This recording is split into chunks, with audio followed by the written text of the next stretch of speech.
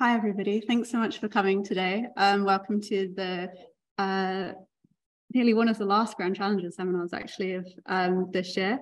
Today, we're going to be talking about governance and ethics in science with a rather sensationalist headline of deepfakes to deadly viruses.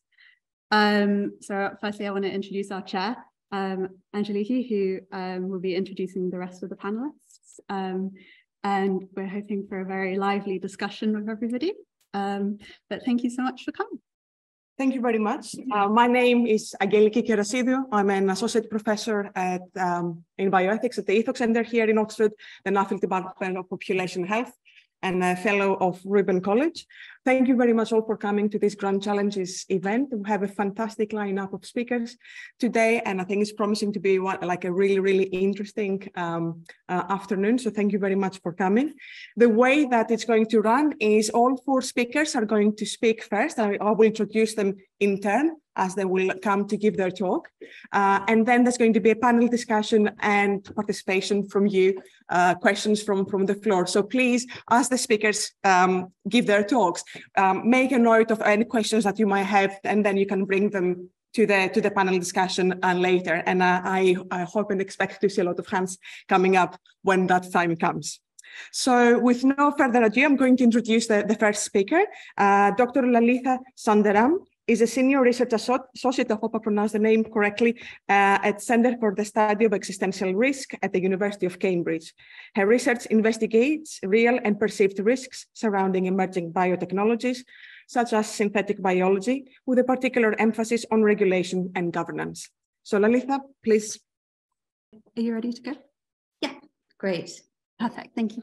Thank you so much for that introduction. Thank you very much for inviting me to speak at this seminar. I'm really sorry that I can't be there with you in person, but an injured knee and rail strikes have conspired.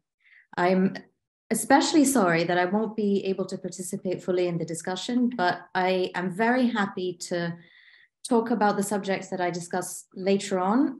I hope Charlotte will be able to give you my email address. Just fire me an email and we can set a time to chat, or I can have a nice conversation through email. So what I research is in the realm of engineering, biology, and biosecurity, the ways in which the practice of biology, especially synthetic biology, might play out over the next 5, 10, or 50 years, and what harms might come about, intentional or not, and how those harms might escalate. But I'm not going to give you a list of the risks from synthetic biology today. That's amply covered elsewhere with a greater or lesser degree of hysteria. Instead, what I'm going to try and do is to give you some shape to how risks and their governance has been thought of in this domain and how that's evolving. Hopefully, this will give you some tools for how to think about governance in your own domain. My introduction to thinking about these issues began when I was working on a particular synthetic biology project, developing a biosensor to detect arsenic in groundwater in Nepal. What became very quickly apparent was that there are many dimensions to doing synthetic biology well that go far beyond a successful experiment in the lab. It was a genetically modified product that we were prototyping in the lab, but doing so with the objective of it being used in communities outside the lab, with all the complexity that entails. And that's the same for a lot of biotechnology. More so than so-called fundamental research, SynBio is largely interested in making things. And for these things, you need to think about issues like how is it going to behave and be behaved around as an artifact in the world, an artifact that's used by people within social environmental and cultural contexts. So essentially what that experience taught me was to think about biotechnology and its products as socio-technical. And that implies a two-way street of interaction. I say this because when it comes to thinking about ethics in science, of being responsible scientists, or the governance of science, it's often assumed that this is something that comes from without, that it's something externally imposed. I make a thing in the lab, I submit it to some regulatory body, you get a thumbs up or a thumbs down, and that's that, governance done. But there are many more dynamics at play. I'll try and illustrate this with a bit of history. I hope this comes across as more than just a curious anecdote from 50 years ago, and I hope you can take from it some of the ideas about how governance has been approached in bio and how and why we might want to do it differently. So perhaps the most important shift in modern biotechnology came in the early 1970s, with the ability to sequence DNA and to use restriction enzymes to rearrange and modify these sequences into recombinant DNA. And this came about in large part by a set of Nobel Prize-winning experiments done in Paul Berg's lab in Stanford University. This had huge implications, and to their infinite credit, Berg and other scientists recognized this. So these scientists wrote a letter to Science, the journal Science, urging a voluntary deferment of certain types of experiments. This letter was written, and I quote, on behalf of a number of scientists to communicate a matter of deep concern, namely the newfound ability to recombine DNA from diverse genetic sources. And they noted, although no hazard has yet been established, prudence suggests that the potential hazard be seriously considered. In some ways, the actions that these researchers were taking were textbook precautionary principle. The precautionary principle is the idea that the absence of scientific certainty about potential risks should not indicate that there are no potential risks or that the risks are somehow acceptable. Instead, it indicates proactive protective action. And Berg himself later reflected, and again I'm quoting, there were no concrete data concerning health risks attributable to recombinant DNA experimentation. Nevertheless, there were also no data absolving the planned experiments of any risk. So as far as it's possible to know, the moratorium was abided by, even though Berg himself said that this would entail the postponement or possible abandonment of certain types of scientifically worthwhile experiments. For these scientists, this trade-off was worthy and even necessary, at least for a time. It's interesting to note that that letter notes the scientific worth of these experiments without ever mentioning the commercial worth. And it may well be that in the 1970s, these scientists were primarily concerned about scientific worth. But in the 21st century, with science being ever more intertwined with translation, innovation, and growth, any sort of technology moratorium or deferment would have much bigger implications, and many of those implications would be economic. And in that context, it's also worth exploring who was doing this kind of frontier science. In the case of recombinant DNA in the 70s, it was primarily, I'd say even entirely, academic scientists. Now, on the other hand, especially for things like ML and AI, that's not the case at all. Anyway, this postponement of experiments was intended to allow time for an international conference to be convened where the issues could be thoroughly hashed out. And that meeting is what ended up being the Asilomar Conference on Recombinant DNA that you may have heard of. It consisted of 3.5 days of mostly technical discussion with just 2 short sessions set aside for policy. And the key aims were to set out recommendations for enough governance of potentially risky experiments such that the moratorium could be lifted. And in doing this, it was a success. There were recommendations that emerged about the safety of these experiments and principles of containment. And while the recommendations were not meant to be legally binding, they did form the basis of the National Institutes of Health's first set of guidelines for research involving recombinant DNA and genetically modified microorganisms. And you see their influence permeate regulatory systems across the world. Despite being hailed as a success and as a paragon of self-governance, it has drawn criticism, both at the time and since. For a start, invitations to the meeting were largely on the basis of pre-existing personal relationships. So it was assumed by the conveners that their own personal networks would capture the most important points of view. Obviously, this has consequences for the composition of the meeting. You had 150 or so molecular biologists, 4 lawyers, a few embargo journalists, only 1 social scientist. And one interpretation of this is that the bulk of the participants came to the meeting with a definite stake in ensuring that their own research could go forward. Maybe with a few restrictions, but really in ensuring that control remained within the community. Apart from the reporters, representation of the broader public, civil society, completely absent. And overall, the bulk of the conference was devoted to technical questions of biological safety, not societal impacts. And several analysts have argued that that strategy to maintain control of the science was to reduce any concerns to a technical problem that scientists alone would be qualified to judge and implement. So one such analyst, Viner, in 2001, described it as, the recombinant DNA issue was defined as a technical problem to be solved by technical means, a technical fix. Larger ethical issues regarding the purposes of the research, long-term goals, including human genetic intervention and possible abuses, were excluded.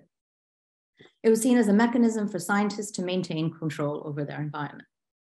But regardless of the process's potential shortcomings, the Asilomar Conference has undoubtedly been very influential in terms of framing what scientific self-governance might look like.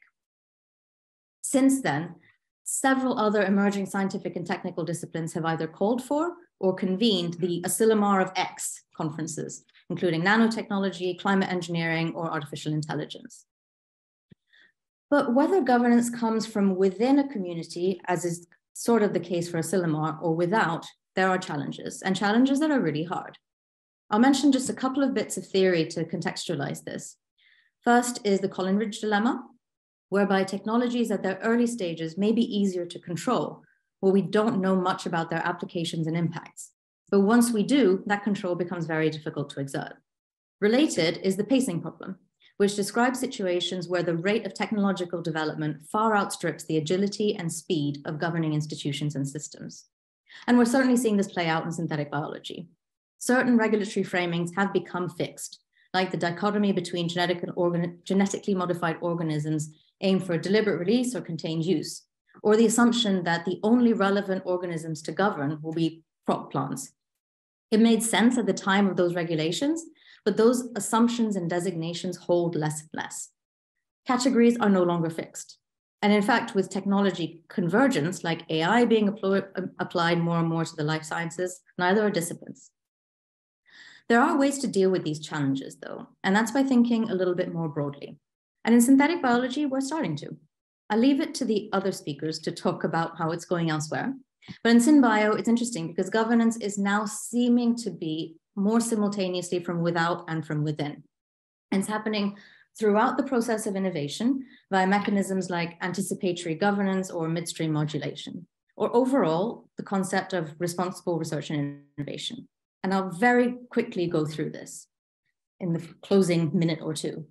I'm paraphrasing from the EPSRC's statement on responsible research and innovation. What science and innovation need to do is to be socially desirable and to be undertaken in the public interest, but innovation can raise questions and dilemmas, is often ambiguous in terms of purposes and motivations, and is unpredictable. So how do we deal with that? Well, the recommendations are that we need to contend with this in ways that are open, inclusive, and timely, and most important to me, collective. Not just practitioners or regulators in isolation, other stakeholders too.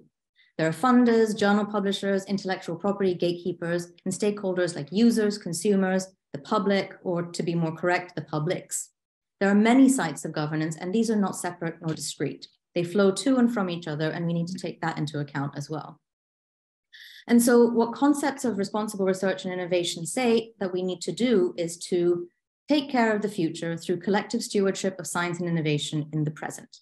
That's in a paper by Jack Stilgo in 2013. For me personally, what it boils down to is thinking about a few questions at the inception of a scientific project, and throughout, I'm thinking about these questions collectively. Inspired by the BBSRC's public dialogue on synthetic biology. For every scientific endeavor, what is the purpose? Who gains from it? What else is it going to do? Who is going to be affected? And how do you know you're right? Well, the way I see it, maybe it boils down to just one question. If I embark on this work, this project, this experiment, what kind of world am I creating as a consequence? And I leave it there. Thank you very much, Lalitha. That was fantastic. And it is a shame you will not be able to be with us for the panel discussion, but I think we gave us a lot of food for thought and a lot of questions I for one, have jotted down quite a few. So thank you very much. Are you going to stay for the next presentation? Sure. Fantastic. Excellent. So not dominating the room in that big space. Great. So we can move to our second speaker. That's Professor David Leslie, the Director of Ethics and Responsible Innovation Research at the Alan Turing Institute and Professor of Ethics, Technology and Society at Queen Mary University of London. He studies the moral ethical implications of emerging technologies, focusing on digital ethics and the social and ethical impacts of machine learning. Hi, everybody. Thanks so much, Charlotte, for the invitation. I'm really happy to be here. I should say that I'm not using PowerPoint slides, and that's a bit of the purpose. I want to just sort of talk to you, speak to you as not just researchers or scholars, but also societal stakeholders, as members of our biosphere, as humans in general. So the title of the talk is, Does the Sun Rise for ChatGPT? Scientific Discovery in the Age of Generative AI. Now, just to say, you're getting the grumpy half of the talk because this is a Grand Challenges roundtable. There is a kind of a part of the paper that talks about opportunities as well. So just so you know, so I'm not accused of being a doomsayer or a Luddite. Okay. So 3/4 of a century ago, the American philosopher of science, Norwood Russell Hanson, posed the somewhat strange but intriguing question of whether the sun rose for Johannes Kepler. The point of Hanson's provocation was to reveal how the heliocentric world of Kepler, and that Kepler moved around in and observed, was elementally different from the Earth-centered world of his scientific predecessors. In the world of Aristotle and Ptolemy, the sun rises and the Earth is fixed. In the world of Kepler, Copernicus, and Galileo, the horizon drops and the Earth moves. The sun doesn't rise. These are fundamentally different worlds, each being interpreter-dependent and theory-laden.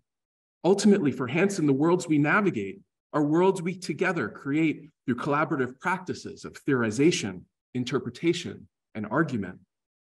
They are thus worlds that through the power of collective world-making and scientific discovery can fundamentally and paradigmatically change. Hanson's question gains new significance in the rising era of large language models and generative AI. Amidst growing swells of magical thinking among scientists about the takeoff of artificial general intelligence or the emergence of autonomous Nobel Prize-winning AI scientists, researchers need to take a conceptually sound, circumspect, and sober approach to understanding the limitations of these technologies. They need to engage the affordances provided by such tools with the same kinds of epistemic humility, deflationary skepticism, and disciplined adherence to the scientific method that have functioned as preconditions of modern scientific advancement since the dawn of the 17th century Baconian and Newtonian revolutions. To ask whether the sun rises for ChatGPT is to sense check our expectations of what role AI systems like this can actually play in processes of scientific exploration, understanding, and discovery.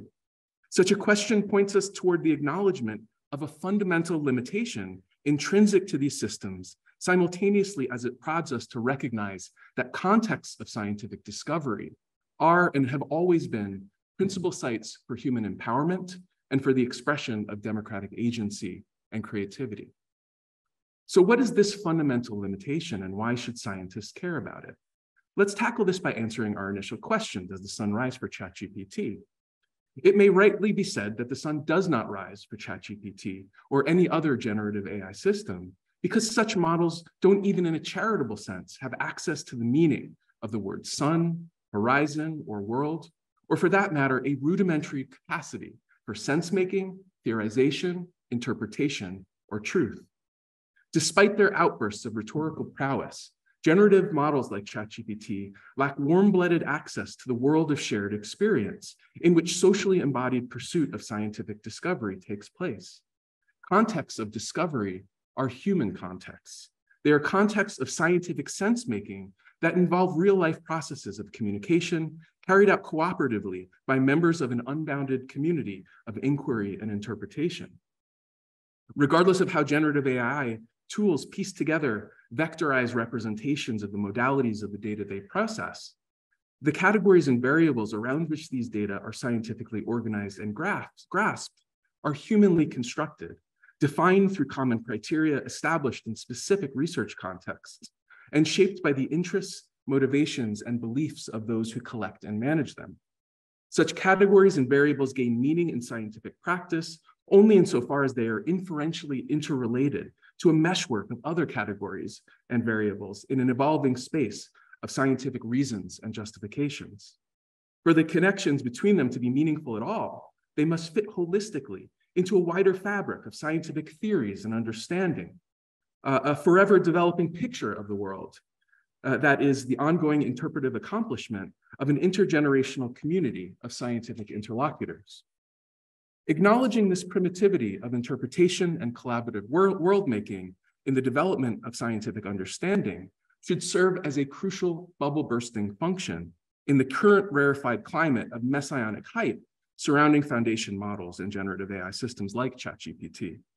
These systems neither navigate an evolving space of reasons and justifications within a boundless science community, nor do they partake in the trials and triumphs of experiential sense-making. Rather, large language models generate predictions of the statistically likely continuations of word sequences based on brute force iterative training on massive corpora of digital text data. As sequence predictors, these models draw on the underlying statistical distribution of previously generated text to stitch together vectorized symbol strings based on the probabilities of their co-occurrence. They therefore lack the communicatively embodied and relational attributes and functionings that are a prerequisite of meaning-making in the barest sense. They do not inhabit the lived reality wherein speaking and interacting members of the human community together build and reproduce a common world of shared experience, using the agency of language to convey intention, to assess and establish truth, and to cope with the myriad problems of existence. In this way, they lack the basic capacities for intersubjectivity, semantics, and ontology that are preconditions for the sort of collaborative world-making which allows scientists to theorize, understand, innovate, and discover. It is for reason of precisely this limitation that notions of AGI or autonomous AI scientists are a matter of science fiction rather than measured scientific aspiration. The sun doesn't rise for ChatGPT because it is an inert computer program, not a curious and concept-mongering scientist. It is code, not Kepler or Copernicus. It is worldless in a basic and insuperable sense, and hence incapable of scientific world-making. This point is of highest relevance for the future of the vocation of science for at least two reasons. The first has to do with the primordial intertwinement of scientific discovery, human empowerment, and democratic agency, and the second with the exceptional anthropogenic capacity for creativity and wonder that is at the very core of science. At the genesis of the modern age, the impetus to scientific discovery and the exercise of human agency and democratic freedom were born as twins.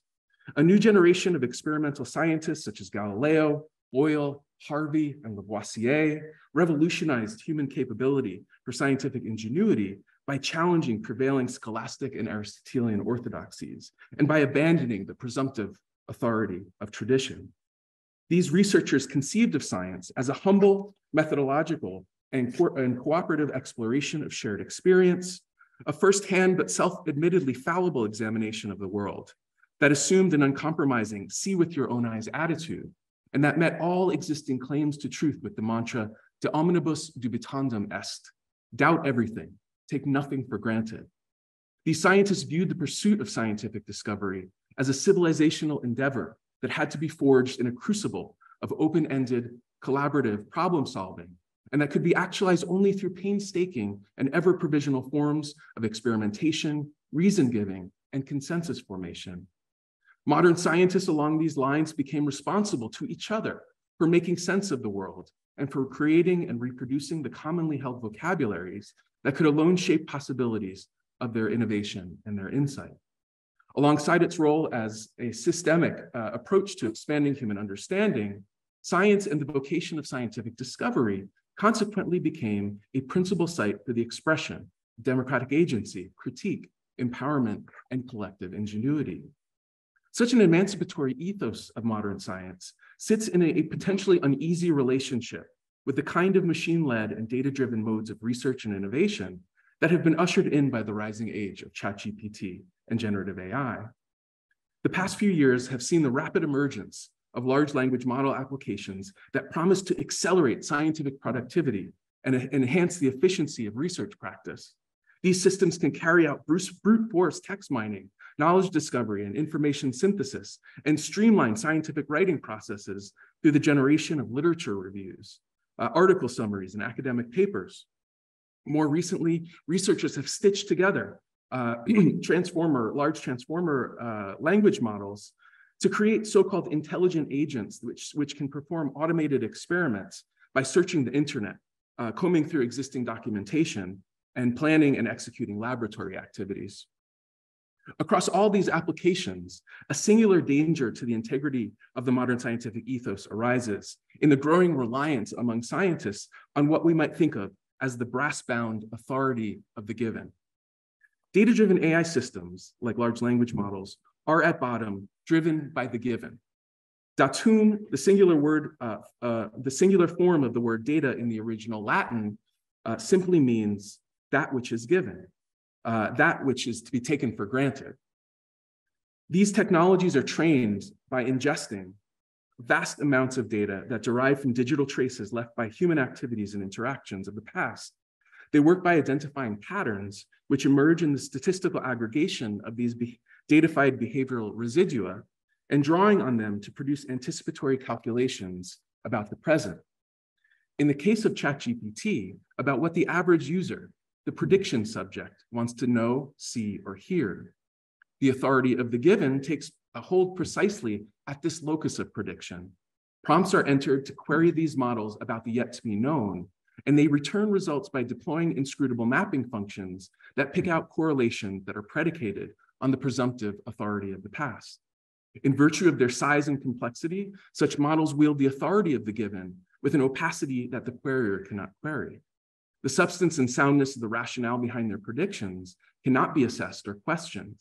They consequently exercise an unchallengeable computational command over the uncertainty of the yet to be known through the extrapolation of concealed patterns of the past, bringing the future into a calculative but impenetrable relation to the present, while simultaneously rendering predictable the expectations and interests of the inquiring user.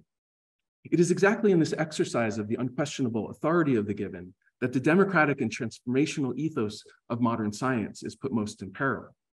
To begin with, the indiscriminate use of large language models in scientific research could insidiously entrench the epistemic and cultural hegemony of dominant groups, and more generally, of the privileged portions of humanity whose past endeavors have been digitized and represented in data. By baking in and reinforcing the authority of the knowledges, beliefs, and values that have originated in past activities of the dominant and the privileged, these systems bestow tremendous advantages on those in positions of institutional and agenda-setting power, and those at the epistemic helm of prevailing scientific paradigms. The reason this cuts at the core of modern science lies in the gap that exists in its lived practice between the ideals towards which it strives and the fraught realities that frame its incarnate undertaking. Notwithstanding the emancipatory ethos and normative grammar which have supported its modern advancement, science is concurrently and co-equally a set of materially embedded social practices. As a historically evolving space of knowledge production, epistemic contestation, and collective sense-making, it is a complex of norms, practices, and institutions that are inexorably shaped by socio-historically embedded legacies of inequality, discrimination, coloniality, and injustice.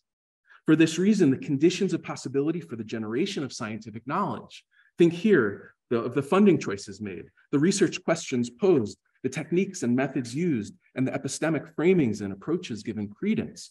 All of these things can be influenced by asymmetrical and often racialized or gendered relations of power within and among research communities of practice. Similarly, the enabling conditions for scientific knowledge generation can be shaped by the systemic marginalization of minoritized or discriminated against agents of knowledge production, especially those situated in the non-West and in the global South, and by inequalities in research resources, capabilities, and know-how deriving from legacies of imperialism, classism, and socioeconomic inequality and deprivation. The threat posed by a hapless deference to the authority of the given lies in the way that it consequently defangs the critical impetus inherent in the modern ethos of science. As a reflexive practice that relies on inclusive, meaningful, and uncoerced participation of an unbounded community of inquiry, modern science across all of its branches is charged to continuously push back on and call into question the corrosive relations of domination and dynamics of inequity that impair or undermine its integrity, its fair-mindedness, and its generality. An expanding and unreflective reliance of scientists on large language models accomplishes just the opposite. Rather than deepening the democratic impetus of scientific exploration and discovery, their deployment functions, in fact, to bolster and to augment extant institutional and socioeconomic hierarchies, potentially further fortifying the structures of domination that feudalize research ecosystems and that crystallize predominant power imbalances between dominant and marginalized groups and between those on opposite sides of digital, compute, and data divides. Still, the hasty proliferation of a scaled deference to the authority of the given among scientists who come to depend on these sorts of systems cuts a layer deeper, threatening to metamorphosize the very activity of science and the identity of scientific researchers themselves. To be sure, a mass reliance on LLMs like ChatGPT and a critical ceding of processes of scientific exploration and discovery to the authority of data-driven algorithmic models promises to stamp out the flames of scientific originality, ingenuity, and world-making, an innovation-crippling dynamic which, if left unchecked, could lead science into a new dark age, characterized by paradigm lock-in and creative arrest. The activity of science is an activity of relentless questioning. No individual scientist can have a last word in any matter towards which any member of the scientific community can collectively direct their problem-solving efforts, leaving each scientist no choice but to continuously speak up, to ask each other why, to demand reasons from one another, and to seek out defects and oversights in existing arguments, evidence, and observations.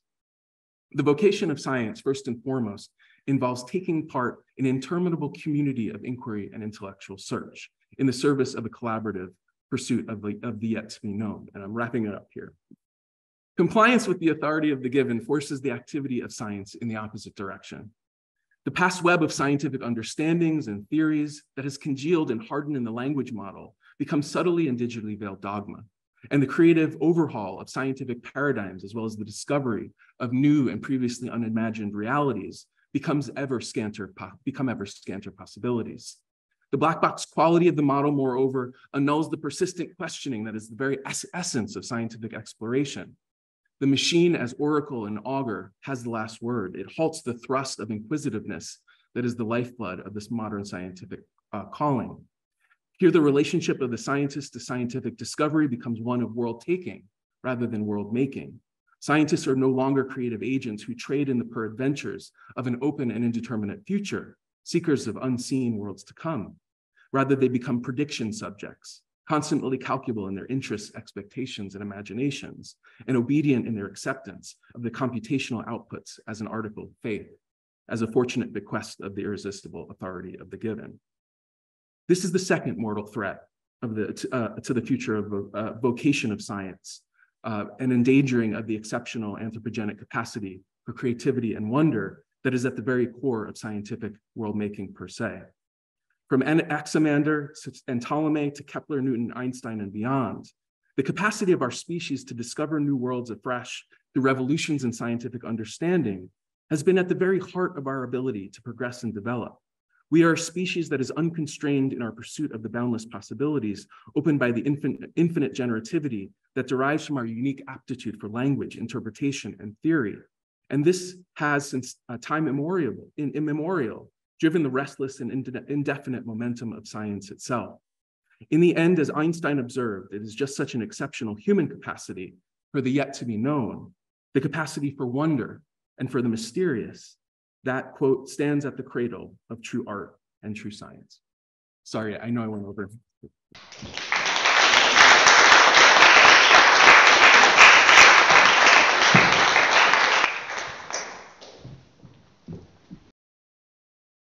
Great, David. Thank you very much for this very kind of rich exposition of the relationship between the human and the machine in the discipline of science. And with no further ado, I'm going to introduce our third speaker, who is Francesca Forzano, who is a consultant in clinical genetics and honorary senior lecturer at King's College London. She is involved in national and international policy for clinical genetics and chairs several related bodies. Her research interests lie in genomic and fetal medicine related to rare genetic disorders. So Francesca, please.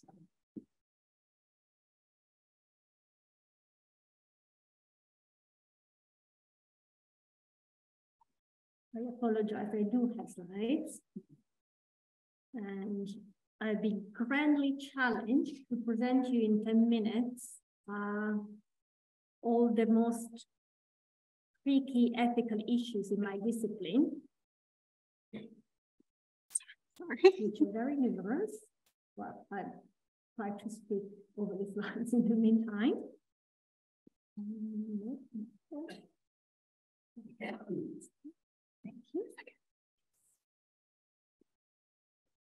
you. So, you might have a sense on how much trick is it. Just open a newspaper and you will find something related to genetic and some misuse of this discipline, whether it is to use the genomic technology for surveillance or discrimination purposes, as it is happening in China with the Uyghurs and in Tibet, where it is harvesting data from existing collection, which has been created for a diagnostic or for other reasons, like for instance, for ancestry. You might have heard that in some states, they have used what we call now forensic genealogy in order to prosecute crimes by using basically traces that are identified at the crime scenes and matching this with direct-to-consumer website where you can, for fun, try to find your ancestry and your relatives. Or, for instance, hacking NHS data. These are health data in general, but very often also existing collection of genetic data, whether they are for research purposes, for diagnostic, or even for screening purposes, like, for instance, for the newborn screening. More in details, we will discuss today some relevant issues in relation to embryo science and embryo diagnostic.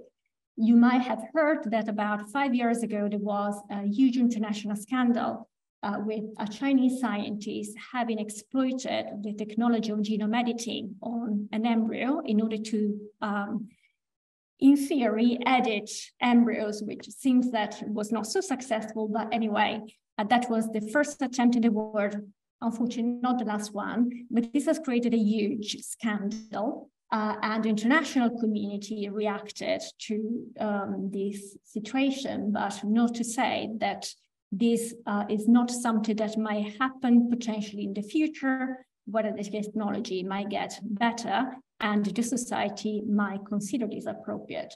But as you might have heard, there have been international summits and a lot of international community discussing and trying to regulate what is happening in this field.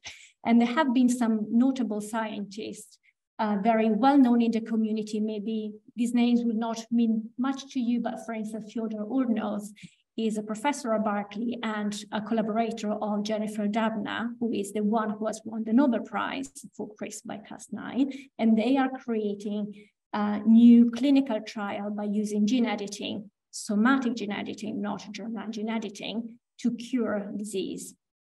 And he's very vocal, for instance, among many others, against this technology as applied to human embryo.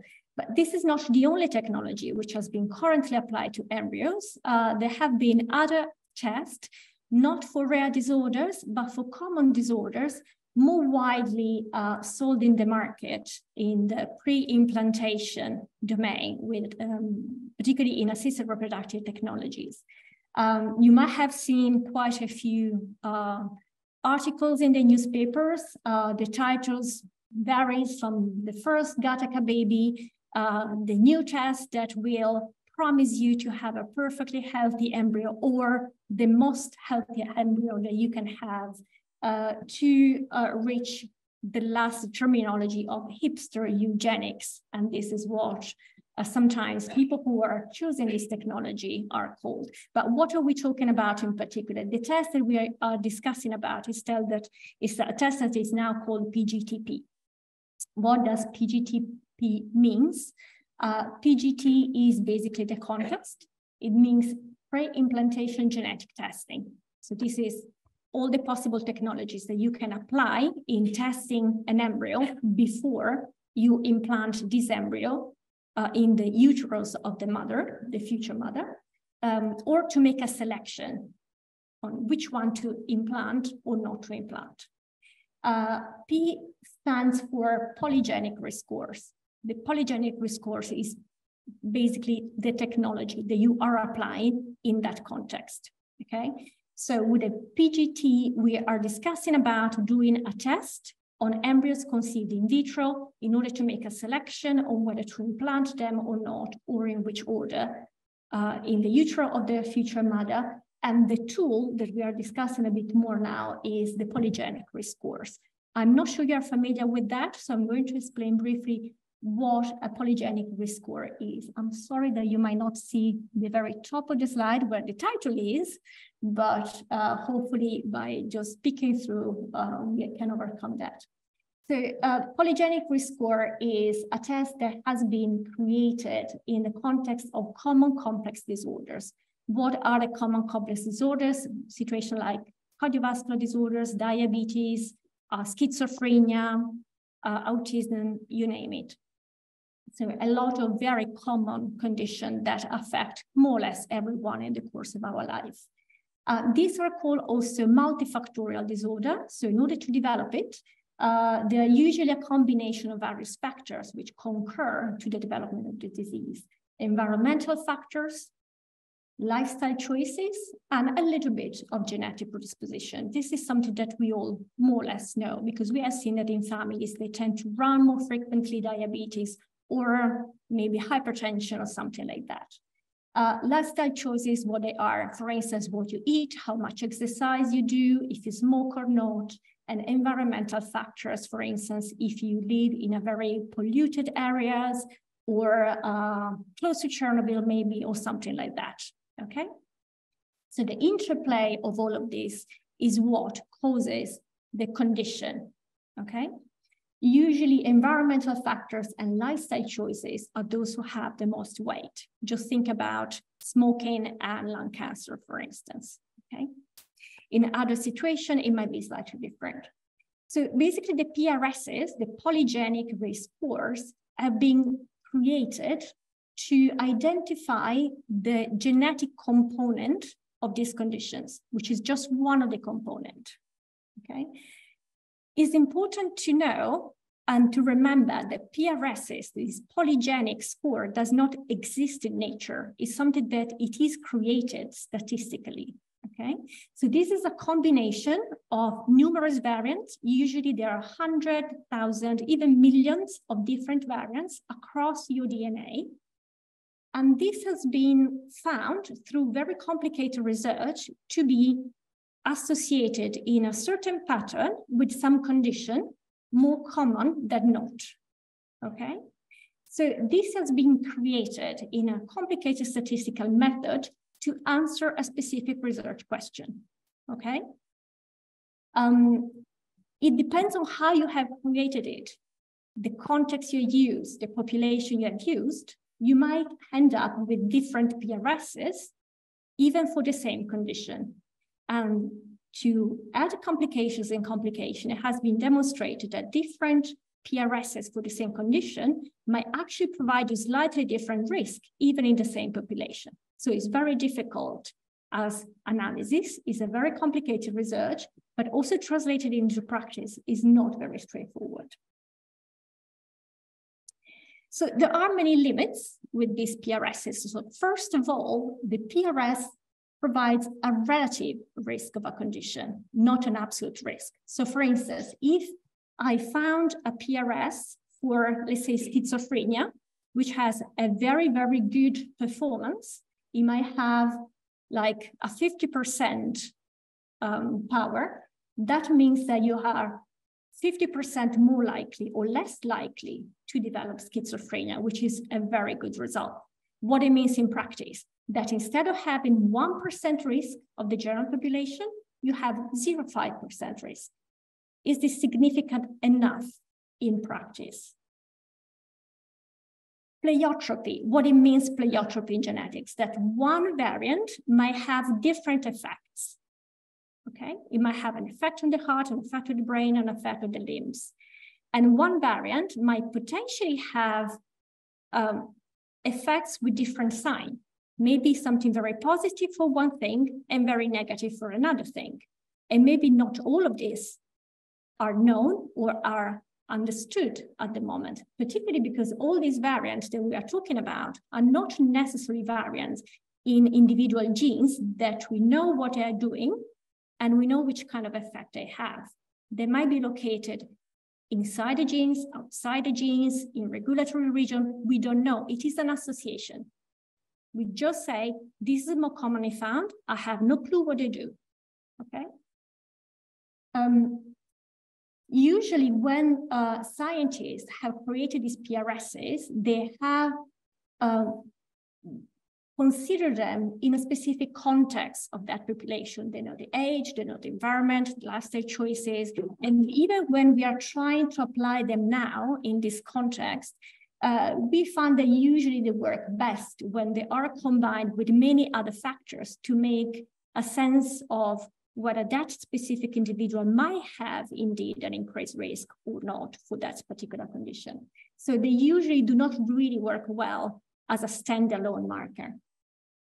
There might be many other confounding genetic factors. It is very important. They have been constructed specifically for adults of European descent because this is the population that we have mostly in terms of biobanks and genetic sample collections. We don't have enough collections of individuals of our other descents. So we don't have many Africans, we have less Asians and so forth. So the Europeans are those most studied, but this is not to say that if you take this out of context, they work well for other populations too. Actually, it has been found that they don't.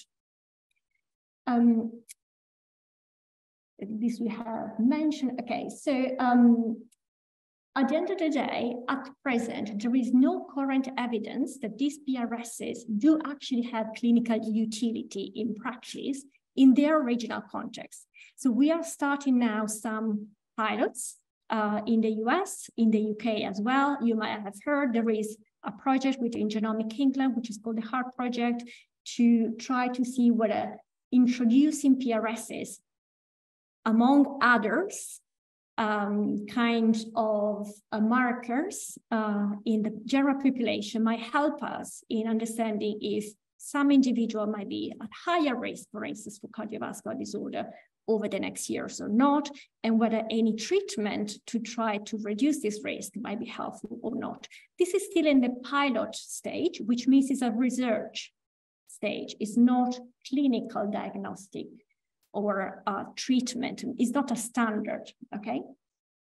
So today, this is not a validated genetic test for diagnostic or for screening purposes. It's still in the research domain. And obviously, there are no guidelines or recommendations for best practice for something that is still within the research domain, okay? So when this is applied to the embryos, this is even more complicated because embryos is out of context. So this has been studied for adults, not for children, not for embryos. Children and embryos might use different genes or might use the same genes in a different way because they are creatures that have to grow, their organs have to evolve, they have to mature to reach a certain stage. So if you have done some science studies, some biology, you know that from the conceivement on, there are some genes that will be switched on and off in different patterns, okay? So we don't really know if these PRSs for adults, maybe they have a completely different meaning in an embryo. We don't know. Nobody has ever studied it. So when these are applied to the embryos, actually, we are not really sure whether they can have the same meaning, okay? On top of it, obviously, the PRSs are studying the general population. The general population is huge. There might be a very wide range. In an individual family, the range is smaller. In the PGT domain, where you are dealing with embryos conceived in vitro, your family is 2 to 5 embryos. So you have to discriminate between very few numbers, okay? And ultimately, all the embryos will be a risk for something, not considering the slippery slope towards what is a disease and what is a trait. Intellectual disability might be considered a significant problem. Autism, for some, is a significant problem. For others, is part of their identity, is part of a trait, particularly when there might be some very intelligent individual with autism. Sometimes some people might think that is even something useful to have.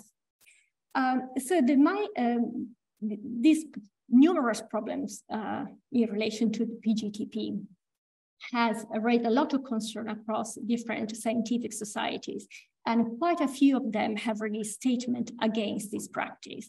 One is the European Society of Human Genetics, the European Society of Human Reproduction, the International Committee on the Polygenic Scores, the International Society of Psychiatric Genetics, and the American College of Medical Genetics.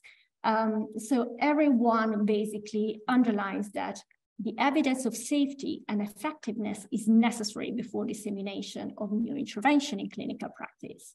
So we are all in agreement, basically, that this tool is not currently considered appropriate in terms of clinical validity, but before releasing a test in a clinical context, we have to demonstrate also the clinical utility and that it is acceptable for the society. So what is our clinical question here? Because this is what provides you the context in order to assess properly a test. Okay, so there might be a number of things that we might want to reflect on about evidence-based medicine. What are the moral values that we are considering here? What should be the ethical conduct on people offering the test? The reproductive choices of the couples, which have to be guaranteed, but also the science communication. I would like really to underline this point, because the way we communicate our result and research, we offer some opportunities to our patient matters, but also how the journalists interpret this and disseminate matters. So discover the genes, this is available, might not always be true, but this is what set the tone of the conversation with the public and their expectations. So this is the last slide. I have mentioned in an article snapshot before, Gattaca babies. I'm not sure your generation knows this film. So for my generation, it was a must. It's a very nice movie, but I think that you will enjoy this and try to watch this, if you will watch this, also in a critical way. I think that a very interesting message is that there is a role for genetic variation, there is a role for chance, there is a role for choice, and there is also a role for willpower. And this is the intricate connection of all of this, which makes us unique human beings, not just our genes. And that's it.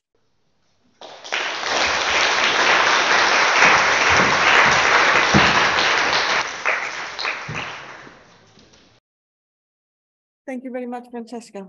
It's very interesting to take us through kind of your own discipline and some of the ethical issues there. Oops, did I do that? Sorry. And I'd like to invite to the floor Dr. Simon Kolstoe.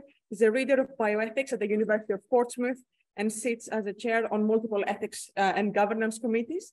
His research focuses on research ethics and integrity, particularly considering human participants in medical defense research as well. Okay, thank you very much.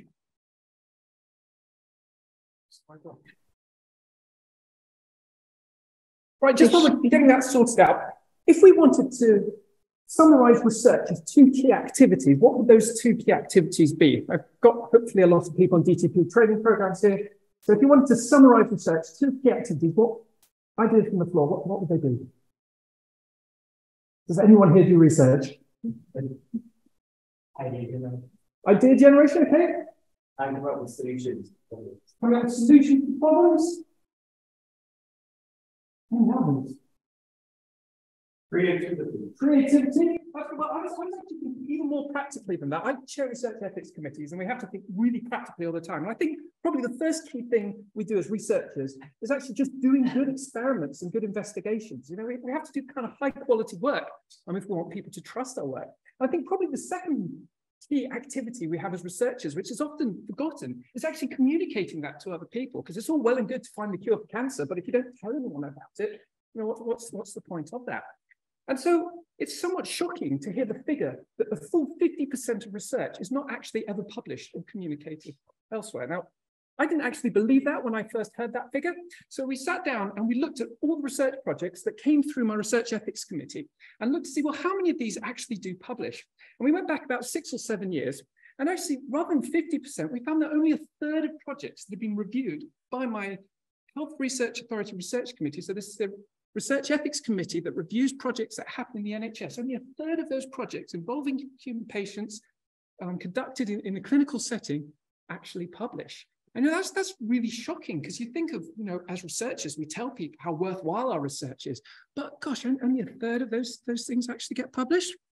And actually, the story is much worse than that, because the UK Reproducibility Network, which is a group that Marcus Monaco runs out of Bristol, have said that, well, even if you take the research that is actually published, the full half of that research is actually published in such a way that you can repeat those experiments. Now, I did my PhD in biochemistry. I remember being a postdoc in the lab, taking the method sections of the paper, going into the lab, start trying to reproduce an experiment and find that they missed out some really key aspects of the experiment, you know, which buffer it was conducted in, what the temperature was that they did the experiment in.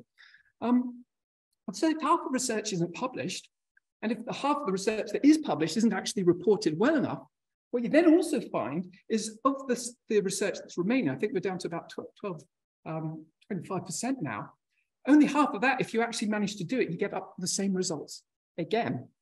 Now, Ian Chalmers and Paul Glazou, who are based here at the Centre for Evidence-Based Medicine, referred to this as the problem of research waste. And they've estimated that 85% of research is wasted because it asks the wrong questions, badly designed, not published, or poorly reported. And they ran through this calculation. And this obviously caused a certain amount of concern within the sort of research environment. As I said, we're so busy trying to justify our activities. And so they went on to do a bit of analysis of this and try to work out, well, you know, what actually sits behind this research waste, and what can we do about it? Because it's, you know, okay, there may be very good reasons why a lot of research doesn't actually get published, why a lot of research isn't replicated. But even still, probably, hopefully, we can do better than this 85%. And they published a series of papers in the Lancets, and we're going back about 10 years or so ago. This is stuff that's known about. And there's sort of 5 key columns to research waste. So the first thing is not actually asking the right questions in the first place. I think someone said here, you know, coming up with those good research questions, those meaningful research questions. Another reason for research waste is not using the best design methods or analysis, so choosing the wrong methodology for your research. Middle column, efficient research, regulation and management. So this is where you have bureaucratic processes. Anyone who's certainly academic members of staff within universities are well aware of all the academic hurdles and hoops and bureaucratic hoops we have to jump through in order to get our research off the ground.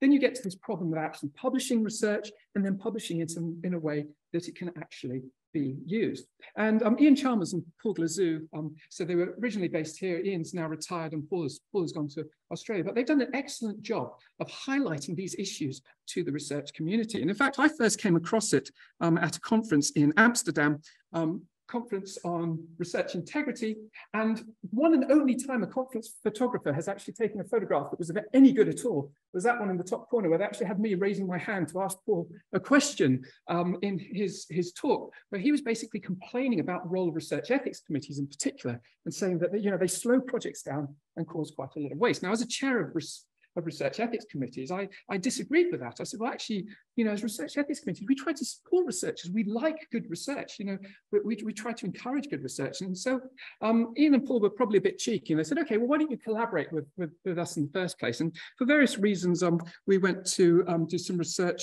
in the Australian context, and basically did a survey of researchers within the Australian context to sort of find their experience of research ethics reviews. And it wasn't particularly positive. There was quite a lot of researchers complaining about that sort of ethics process. But I argued to Ian and Paul that, well, you know, it is true that people have very bad experience of these sorts of things. But actually, if you can get research ethics and governance to work properly, and looking within this wider context of research waste, if you can get appropriate processes, what you can actually find is that if you have the right checks and balances in place, that can actually have a positive effect and reduce these other waste things. So much like I collaborated with them to write the paper showing that research ethics committees can cause a problem, they then kindly collaborated with me to write another paper showing that, well, actually, if you can get ethics committees and governance processes to work well, that can actually have a really positive effect and reduce this problem of research waste. And so I think that sort of sums up what we're trying to get to when we run ethics committees, when we run governance processes, is we want to help researchers do the very best research. Now, that's the issue of research waste. Another issue that we're obviously very well aware of is the problem of fraud and questionable research practices. Obviously, we're all well aware of that paper in The Lancet, published by Wakefield and colleagues who are at the Royal Free, about the link between the MMR vaccine and autism. That was shown, that was absolutely debunked. Awful science, turned out to be fraud as well. However, if you follow websites like Retraction Watch, if you don't follow Retraction Watch, I definitely recommend sign up to it. It's kind of like the gossip column for research. It sort of tells you all the papers that have been retracted, talks a little bit about why. It's clear that there's also questionable research practices that go on as well. And these are, it's interesting actually when you look at this. I had a Emirates student who worked in my lab for a while, and we did a content analysis of a bunch of evidence that was submitted to the Science and Technology Select Committee when they did their inquiry on research integrity. And we found that a lot of these questionable research practices actually sit on a spectrum. And it's not a case of there being sort of bad players in science who do these sorts of things. We find, well, actually, science is a human endeavor, a human activity. And questionable research practices sit on the spectrum. This was a figure I put together for the UK Research Integrity Office. It's on their website. You can have a look at it. And essentially, errors, misunderstandings, sloppiness, these are things that all of us do because, you know, we're humans. We do research, we make mistakes, these sorts of things happen. The idea is to design solid enough research methodologies and, you know, repeat experiments and have good mentorship and stuff to try and reduce those sorts of things happening in our research.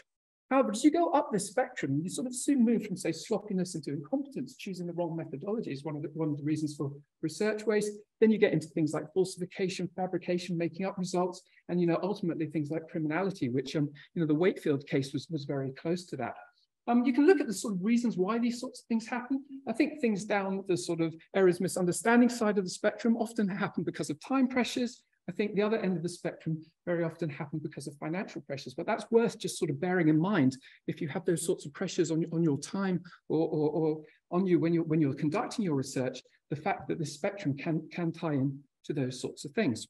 So these problems of research waste, these problems of questionable research practice, they are actually fairly well known about, and there's lots of different organizations that have written about this extensively. There's been a whole bunch of reports, Nuffield Council on Bioethics, Wellcome Trust, VTI, and various others have published reports on these sorts of things. There's been a number of investigations by the Science and Technology Select Committee. Obviously, I've already mentioned UKRN, UK Reproducibility Network. Have done a lot to highlight this problem of reproducing experiments. UK RIO, UK Research Integrity Office, and recently UK CORI, which is a new organisation set up by UKRI to look at research integrity. And unfortunately, because so many people have spoken about these issues and highlighted these issues, it's then actually got a little bit complicated for us who actually sort of work on the coal end of research, trying to work out, well, you know, what's research integrity and you know, what's research governance, and is reproducibility problem something different, and what about research waste? And I think it can sometimes get a little bit confusing, if not a little bit overwhelming, when we look at these sorts of issues. But moving on to my final and sort of substantive slide of today's talk, which I'm hoping we can then engage with in the questions when considering these other technologies that the other speakers have spoken about today. I think this model is one of the most helpful models from the perspective of a researcher and from someone who's actually wanting to conduct research on the ground as to how to think about our research and how to ensure that we ourselves are doing good research. We're not conducting questionable research practices. We're not contributing to research waste, but are doing high quality research and communicating it well. And it's basically three different perspectives of research. The first perspective I like to call governance. And this is recognizing that we do our research within a social context. That means there are laws that we have to follow. We cannot do illegal activities just in the name of research. Now, we can research illegal activities, but there's obviously checks and balances that have to be put in place if we're going to do that. Likewise, if we work in a university, we work for a research organization, there's going to be various other policies, processes, regulations that we want to follow. If we're doing clinical trials, we have to follow clinical trials regulations, Human Tissue Act, Mental Capacity Act, General Data Protection Regulations, the thing that we all love so much. Those sorts of things all fit within governance. So when we're designing our research, it's important to consider those sorts of governance issues, those policies, processes, and regulations. And that's why we have research support offices in universities that are full of experts that can help guide us through those governance processes. But that's just one perspective on this. The second perspective I like to refer to as research integrity. And whereas governance is looking at the processes, policies, and laws, research integrity is looking at us as researchers and saying, what are the qualities of the researcher that is needed to conduct high quality research? And here it's quite helpful to think about things like virtues or moral principles. You know, good research is conducted by people who are being rigorous, original, honest, open, those sorts of personal qualities. Now, governance issues are best learnt about by talking to experts in the area. When you're talking about these sorts of virtues, these integrity issues, these are learnt through mentorship. These are learnt through working with other people, through following the examples of senior people within your research environments and learning how to conduct ourselves as researchers. And so those are the sorts of things that are best communicated to students if we're teaching, but likewise are things that you pick up from your academic supervisors. So then the third and final perspective I like to refer to as ethics. And this refers to, or in the way I use this, refers specifically to this sort of external review of projects by organizations like research ethics committees. Likewise, can also happen through peer review, say at the grant stage or publication stage. And this is the opportunity of an outside group of people looking at your research and sort of considering broader principles, especially if you're doing human research, considering how participants are protected with the research and also how to support researchers conducting the best research. And I'm absolutely convinced, as I've spent sort of 10 years or so now, I'm talking to researchers like yourselves, giving training on research, governance, ethics, integrity, these sorts of issues, that these three different perspectives are vitally important for all of us who are practically doing research to try and avoid the problems of research waste and avoid questionable research practices happening within our research. And I'd be really interested to discuss how this model might reflect on some of the other technologies we've been talking about today. So, thank you very much.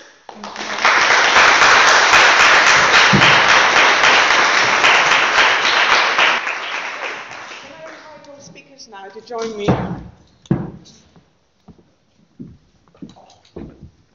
for a discussion. Can I take that? Good. Okay. Cool. Thank you very much. Thank you for really fascinating talks, all of you. I think we had a very interesting journey, starting with synthetic biology with Lalitha, where she talked about how we need to think of science and research as a socio-technical endeavor rather than just something that sits outside the kind of the societal context. Then David talking about, again, like almost like the nature of research, the nature of science, and how new technologies that we can be using now can some kind of challenge what we understand to be scientific research or kind of epistemic endeavor in some way.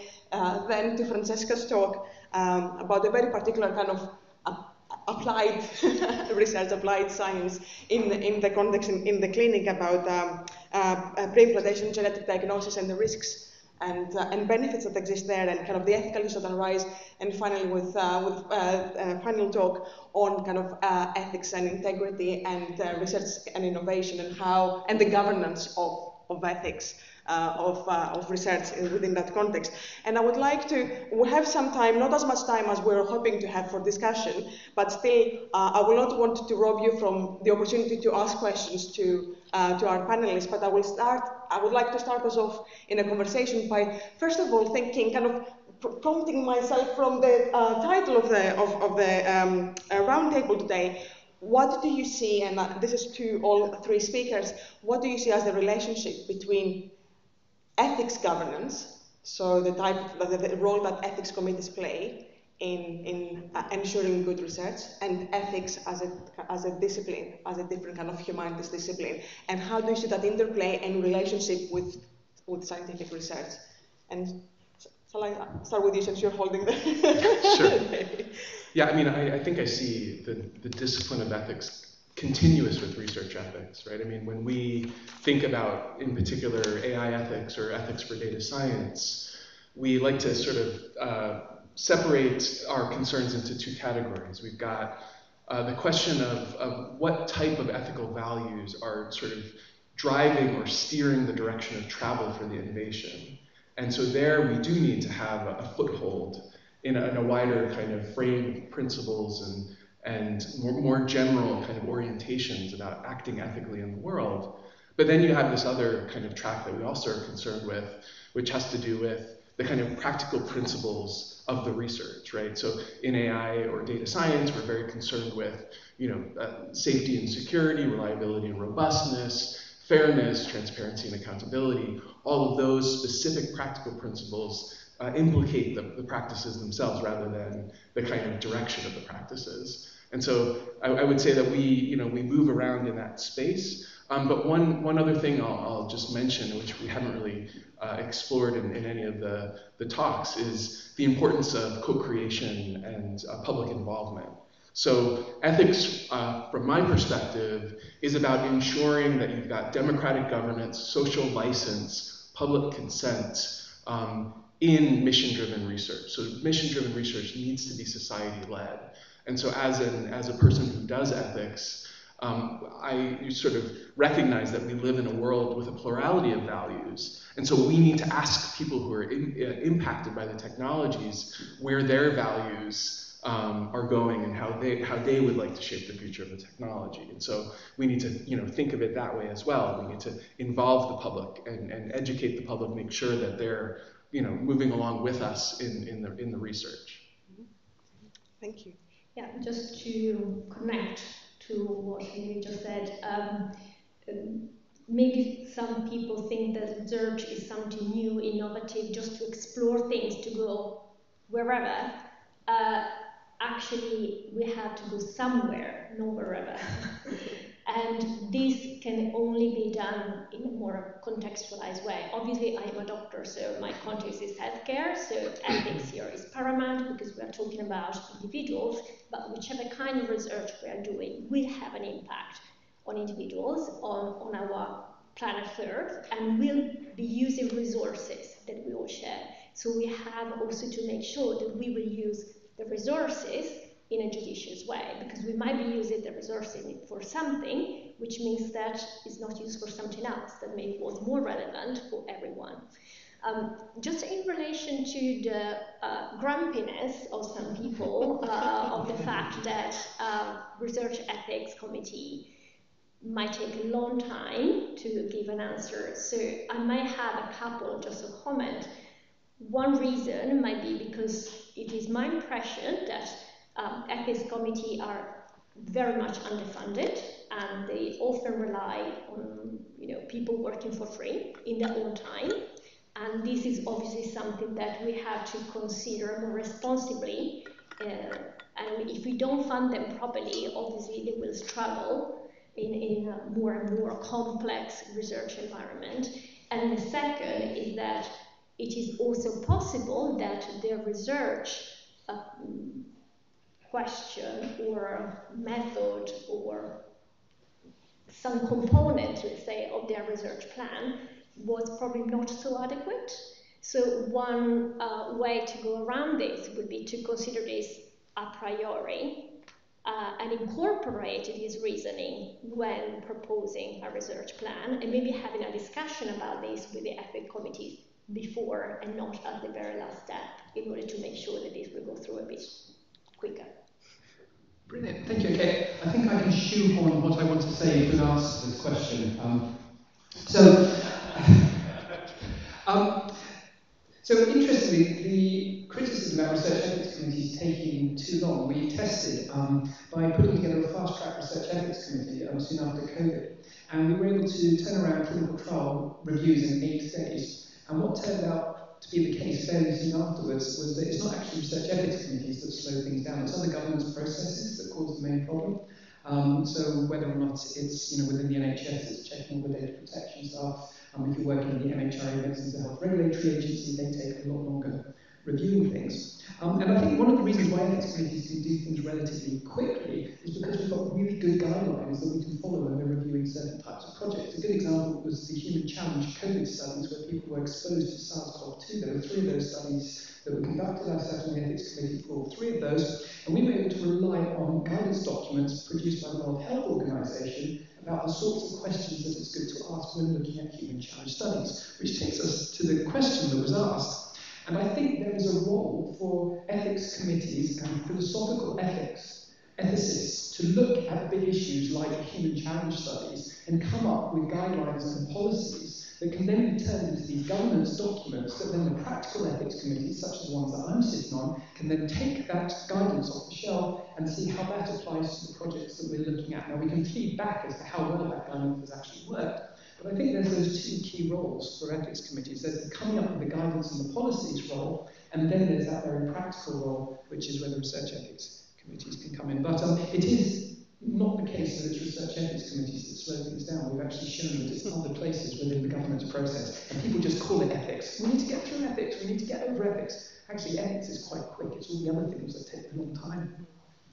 I mean, can I just pick up on what you just like this getting through ethics is something that we hear all of the time, and people get very, very angry, as you say, with ethics committees.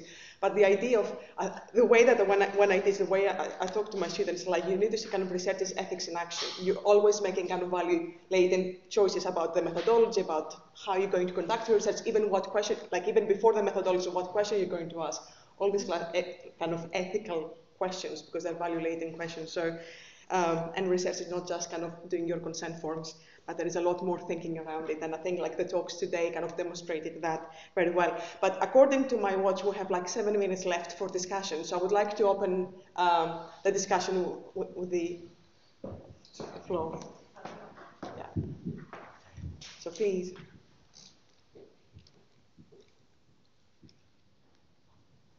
I was thinking about how you were talking about opening things up to get some more idea from the general public or consensus of people who are involved in decisions that might be ethically based.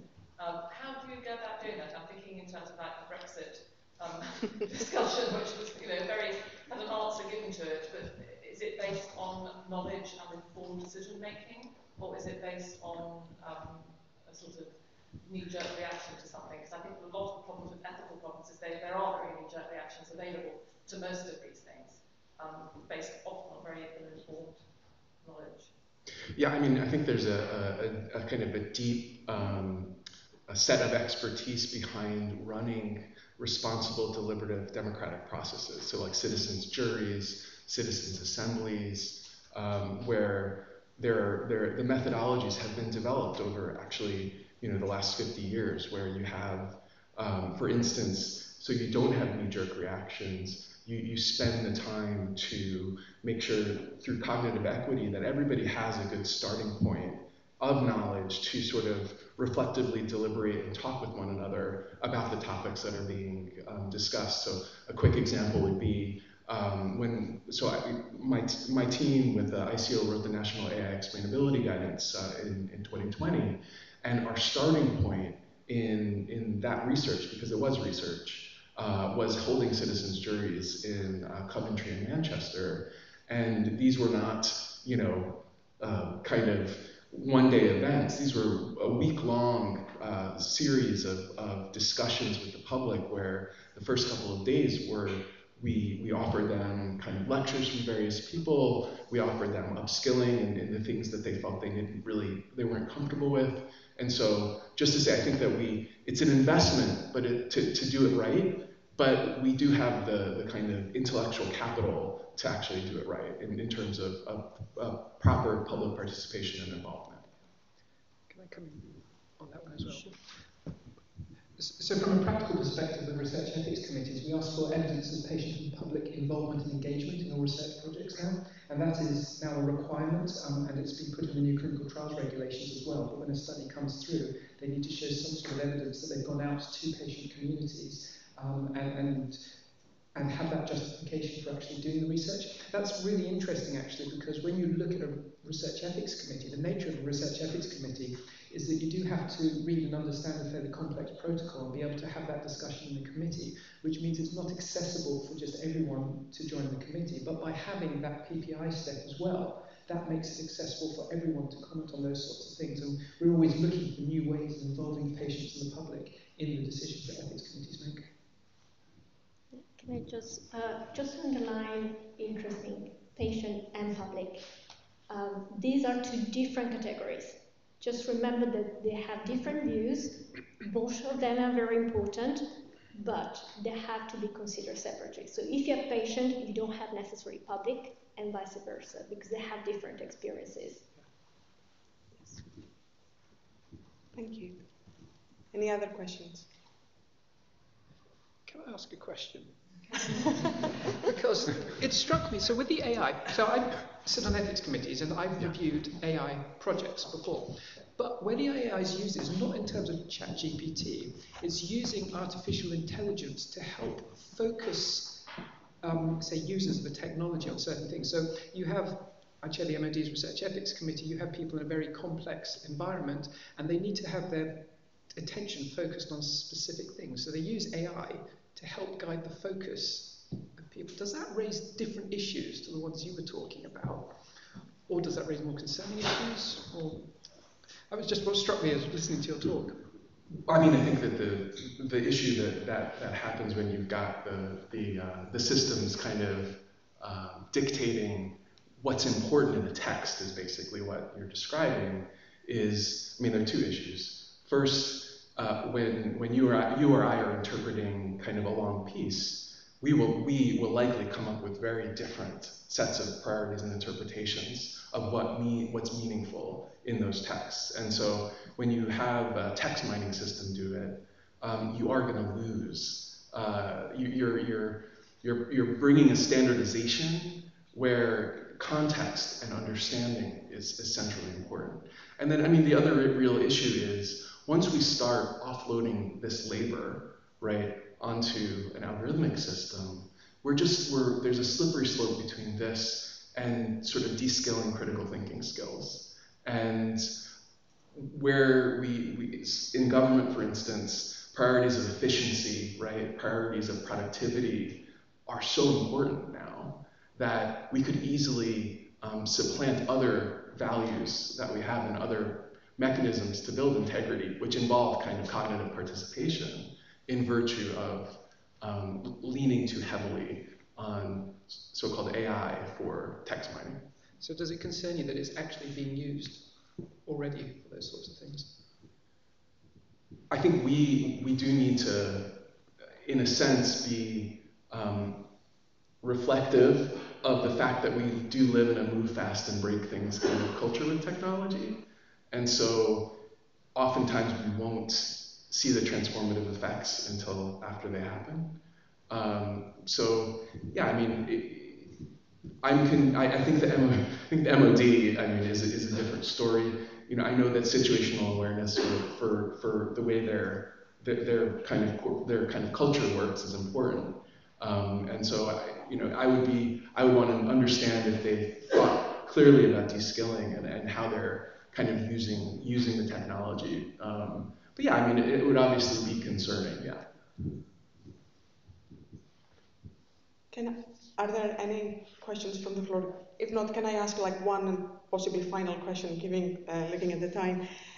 I mean, kind of following from this discussion, a lot of interesting notions came up today, like the notion of epistemic humility or epistemic curiosity. How do we serve that? And also what happens so how governance and ethics can direct or constrain research, how new technologies that come into the kind of research space can change the way we think about or the values that we prioritize, efficiency being one that seems to be winning the day quite a lot, and whether we want to demote other type of values and all that. But then how do we navigate the space when we want to allow allow epistemic curiosity and scientific curiosity to flourish and pursue blue sky research where we don't know exactly when it's going to go, and then it reaches a state where we might have a much better understanding and we might want to apply some precautionary principle at that stage, but a lot of the time people will say, well, the horse has left the stable, it's too late to close the doors, it's already out there, there's nothing you can do, just lump it now.